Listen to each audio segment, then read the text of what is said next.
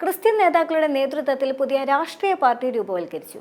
National farmers party അഥവാ NFP എന്ന പേരിൽ രൂപവൽക്കരിച്ച സംഘടനയുടെ ചെയർമാൻ കേരള കോൺഗ്രസ് മുൻ ചെയർമാനായ ജോർജ് ജെ മാത്യു ആണ്. PM മാത്യു ആണ് ജനറൽ സെക്രട്ടറി. വരുന്ന തെരഞ്ഞെടുപ്പിൽ പാർട്ടി മത്സരിക്കുമെന്ന് ചെയർമാനായ ജോർജ് ജെ മാത്യു പറഞ്ഞു. ഏതെങ്കിലും ഒരു മുന്നണിയോട് ചേരില്ല എന്ന് പറയാനുമാകില്ല. രണ്ട് മുന്നണികളും കർഷകരെ കബളിപ്പിക്കുന്നു. എല്ലാ രാഷ്ട്രീയ പാർട്ടികളും കർഷകരെ അവഗണിക്കുകയാണ് എന്നും ജോർജ് ജെ മാത്യു പറഞ്ഞു. നല്ല സുഹൃത്തായതുകൊണ്ടാണ് ഇന്നലത്തെ ചടങ്ങിൽ തുഷാർ വെള്ളാപ്പള്ളി വന്നതെന്നും ദുഷ്പ്രചരണം നടന്നതുകൊണ്ടാണ് കർദിനാൾ മാർ ജോർജ് ആലഞ്ചേരി വരാതിരുന്നത് എന്നും രാഷ്ട്രീയ പാർട്ടി രൂപവൽക്കരിക്കുമെന്ന് കർദിനാളിന് അറിയില്ലായിരുന്നുവെന്നും അദ്ദേഹം പറഞ്ഞു. സഭയുടെ പിന്തുണ ഉണ്ടെന്നോ ഇല്ലെന്നോ പറയുന്നില്ല എന്നും അദ്ദേഹം കൂട്ടിച്ചേർത്തു.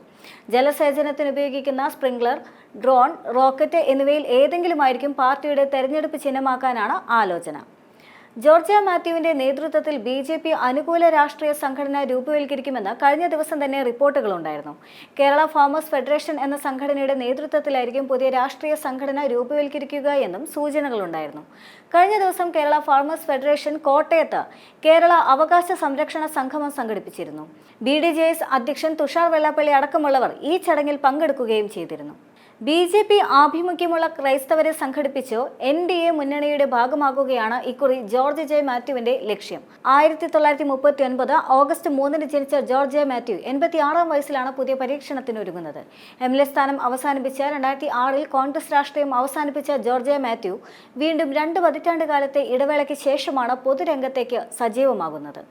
ഇതേ ലക്ഷ്യവുമായി 2023 ഏപ്രിലിൽ ഒരു നീക്കം നടന്നുവെങ്കിലും അവസാന നിമിഷം ഭിന്നതയെ തുടർന്ന് ജോർജ് ജെ മാത്യുവും കൂട്ടരും പിന്തിരിയുകയായിരുന്നു. എങ്കിലും കാത്തലിക് കോൺഗ്രസിന്റെ പഴയകാല നേതാവ് VV അഗസ്റ്റിൻ ചെയർമാനും ജോണി നെല്ലൂർ വർക്കിംഗ് ചെയർമാനും മാത്യു സ്റ്റീഫൻ ജനറൽ സെക്രട്ടറിയുമായി നാഷണൽ പ്രോഗ്രസീവ് പാർട്ടി രൂപീകരിച്ചതായി 2023 ഏപ്രിൽ 22-ന് പ്രഖ്യാപനമുണ്ടായിരുന്നു. പ്രതീക്ഷിച്ച് പിന്തുണ ലഭിക്കാതെ വന്നതോടെ ജോർജ് ജെ മാത്യു ഉൾപ്പെടെയുള്ളവർ വേദിയിലെത്തിയില്ല. അങ്ങനെ ഉദ്ഘാടന വേദിയിൽ തന്നെ ആ പാർട്ടി ഉദ്യമം ഏതാണ്ട് പൊളിയുകയും ചെയ്തു. പിന്നീട് ഒരു പ്രവർത്തനവും മുന്നോട്ട് പോയിരുന്നില്ല. മാസങ്ങൾക്കുള്ളിൽ തന്നെ ജോണി നെല്ലൂർ ഇതിൽ നിന്ന് പിന്മാറുകയും ചെയ്തു. ജോർജിന്റെ ഇപ്പോഴത്തെ നീക്കം BJP നേതൃത്വവുമായുള്ള ധാരണയോടെയാണ് എന്നതാണ് വിവരം. കേരള കോൺഗ്രസിൽ തുടങ്ങി നിരവധി പാർട്ടികളിൽ പ്രവർത്തിച്ചിട്ടുള്ള മുൻ MLA ആയ PM മാത്യുവും MV മാണിയും ജോർജ് ജെ മാത്യുവിനൊപ്പമുണ്ട്. മുൻ മേജർ ആർച്ച് ബിഷപ്പ് കർദിനാൾ മാർ ജോർജ് ആലഞ്ചേരിയുടെയും മുൻ കാഞ്ഞിരപ്പള്ളി ബിഷപ്പുമാർ മാത്യു അറക്കലിന്റെയും പിന്തുണ തങ്ങൾക്കുള്ളതായി ഇവർ അവകാശപ്പെടുന്നുമുണ്ട്.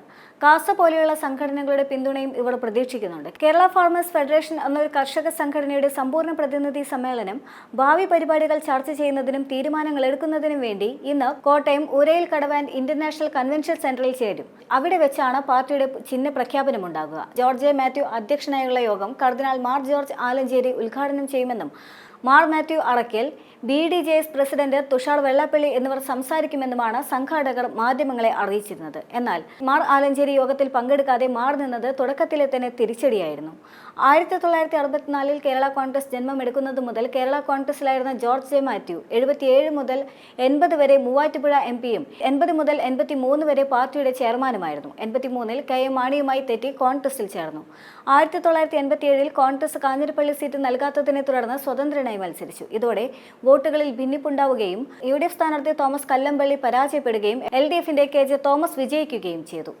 UDFന്റെ പരാജയ കാരണം ജോർജ് ജെ മാത്യുവിന്റെ സ്ഥാനാർത്ഥിത്വമായിരുന്നു. വീണ്ടും കോൺഗ്രസിൽ തിരികെ കയറിയ ജോർജ് 1991 മുതൽ 2006 വരെ കാഞ്ഞിരപ്പള്ളി MLA ആയി. പിന്നീട് 2006-ൽ കോൺഗ്രസിൽ വീണ്ടും സീറ്റ് നൽകാതെ വന്നതോടെ തന്റെ പ്രസക്തി നഷ്ടപ്പെട്ടു എന്ന് മനസ്സിലാക്കി സജീവ രാഷ്ട്രീയത്തിൽ നിന്നും വിട്ടുനിൽക്കുകയായിരുന്നു അദ്ദേഹം.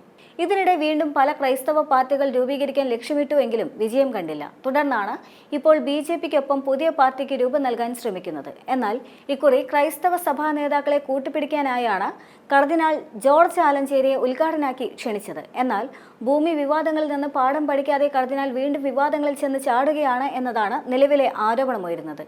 ഇതോടെയാണ് അദ്ദേഹം പരിപാടിയിൽ നിന്നും വിട്ടുനിൽക്കാൻ തീരുമാനിച്ചതും.